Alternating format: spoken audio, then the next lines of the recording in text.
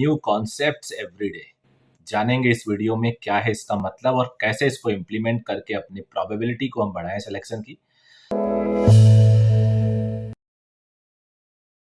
जो ये वीडियो है वो खासतौर पे स्टूडेंट के लिए है जो नीट के एग्जाम देने जा रहे हैं या फिर जो जनरली स्ट्रैटेजी सीखना चाह रहे हैं, और खासतौर पे पेरेंट्स के लिए भी कि जो अपने बच्चों को स्ट्रैटेजी बता पाएं, बिकॉज वो बेहतर तरीके से समझ सकते हैं इसको। और 68 डेज काउंटडाउन सीरीज का वीडियो है। 68 डेज का मतलब आज को छोड़ दिया जाए और 7th ऑफ मई को छोड़ दिया जाए तो बीच में 68 डेज है, means 8 days more than 2 months.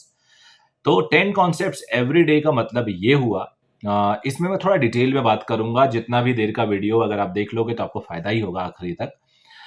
कई बार आप अगर एक बच्चे से बात करो तो उसको लगता है कि यार उसका फिजिक्स वीक है, फॉर एग्जाम्पल नेक्स्ट नंबर पे उसकी केमिस्ट्री आ रही है, फॉर एग्जाम्पल नेक्स्ट नंबर पे बायोलॉजी में बॉटनी या जूलॉजी आ रहा है। जब आप फिजिक्स में भी जाते हैं तो ऐसा नहीं है उसको पूरा फिजिक्स नहीं आता है, पूरी की पूरी फिजिक्स उसको नहीं आती, ऐसा नहीं है। हाँ, वो as compare to biology physics में कम स्कोर करता है या करती है, as compare to chemistry physics में कम स्कोर करता है, करती है।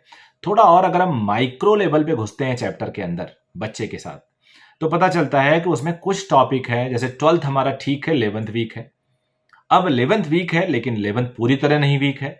उसमें भी जाओ तो पता चलता है कुछ क्वेश्चन तो हो जाते हैं, कुछ के नहीं होते हैं। लॉज ऑफ मोशन के नहीं होते हैं तो रोटेशन के हो जाते हैं, या रोटेशन के नहीं होते हैं ग्रेविटेशन के हो जाते हैं।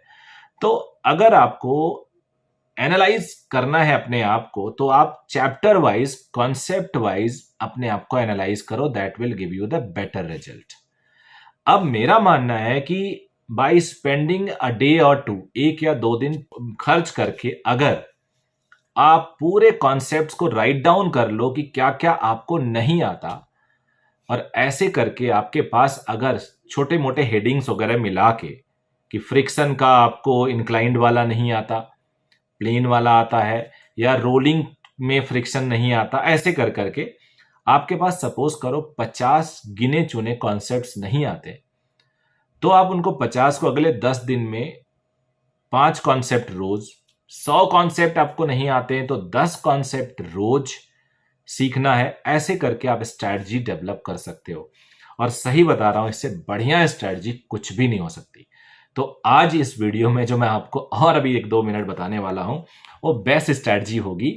मेरा यही रिक्वेस्ट है कि प्लीज आप चैनल को जरूर सब्सक्राइब करके रखिएगा और थोड़ा रिकमेंड करिए अगर आपको लगता है कि अच्छी क्वालिटी चीजें इसमें दी जाती हैं। तो अब आ जाते हैं कॉन्सेप्ट को पढ़ें कैसे। देखो जी, कॉन्सेप्ट को पढ़ने का 2 तरीका होता है। एक तो आप बेस्ट तरीका तो ये होता है टीचर से पढ़ लिया जाए, लेकिन अब टीचर से मान लो सिलेबस खत्म हो गया है। तो जो 2 तरीके होते हैं वो एक ये होता है कि आप अपने टीचर्स के नोट खोल लिया, नोट्स आपने खोल लिए, एक तरफ रख लिया साइड में, एक तरफ आपने उसके मॉड्यूल अपनी कोचिंग का रख लिया, क्योंकि मॉड्यूल में जनरली उसको थोड़ा और इलॉबरेट करके ईजी प्रेजेंट करके दिया जाता है, पेश किया जाता है। उसके बाद एक तरीका ये हो गया कि आप मॉड्यूल वगैरह, नोट्स वगैरह करके और 2-3 और राइटर की बुक रख के उसको पढ़ लो, ढंग से पढ़ लो। यकीन मानिए जल्दी समझ में आएगा, क्योंकि नोट्स आपके सामने रहेगा, 1-2 बुक रहेगा, मॉड्यूल रहेगा, तो बहुत जल्दी समझ में आएगा।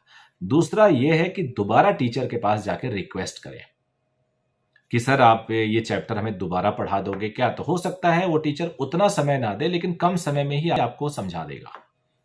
तो ये तरीका है कि उस कॉन्सेप्ट को दोबारा ढंग से समझने का, अगर वो बिल्कुल नहीं आता तो। किसी किसी मामले में आप उस पर्टिकुलर हेडिंग के वीडियो यूट्यूब पे सर्च कर सकते हो, तो वहां से भी। लेकिन अब यूट्यूब वीडियो ट्रस्टेड नहीं होता, कई ऑथर्स होते हैं, जब तक किसी को आप जानो ना, थोड़ा इलॉबरेटिव होता है, कुछ ज़्यादा पढ़ाया जाता है, तो वो मैं थोड़ा अप्रिहेंडेड हूँ उसमें, क्योंकि आपको उसमें क्वालिटी मिलेगा कि नहीं मिलेगा। लेकिन हाँ, इन तरीकों से आप इस पर विजय प्राप्त कर सकते हो, बट मेक श्योर 10 दिन के अंदर आपका पूरा कॉन्सेप्ट क्लियर हो जाए। अगर बहुत ज़्यादा बकाया है तो आप उसको 15 दिन तक ले जा सकते हो, 20 दिन तक ले जा सकते हो, लेकिन कोशिश करो कि इससे ज़्यादा ना जाए। और चैनल को अभी जैसे आप प्यार दे रहे हैं वैसे देंगे। मैं अपने इंस्टाग्राम का भी हैंडल दे दे रहा हूँ पेरेंट के लिए। इंस्टाग्राम पे भी आप मेरे से जुड़ सकते हैं, मेरे से इंटरेक्ट कर सकते हैं। टेलीग्राम एक मीडियम है, ट्विटर एक मीडियम है, लेकिन जो नीट अपीयर करने जा रहे हैं वो ना मुझे ट्विटर पे मिले, ना इंस्टा पे मिले, कहीं ना मिले, उनकी ज़रूरत नहीं है, क्योंकि उनकी ज़रूरत है उनकी किताबों को, उनके नोट्स को। सो आई होप आप इस तरह से आगे बढ़ते रहेंगे और आपको लाइफ में काफ़ी प्रोग्रेस मिलेगा और ये कंपटीशन आप निकाल लेंगे, इसमें कुछ बहुत बड़ी बात नहीं है। So thank you very much, take care of your self, bye bye.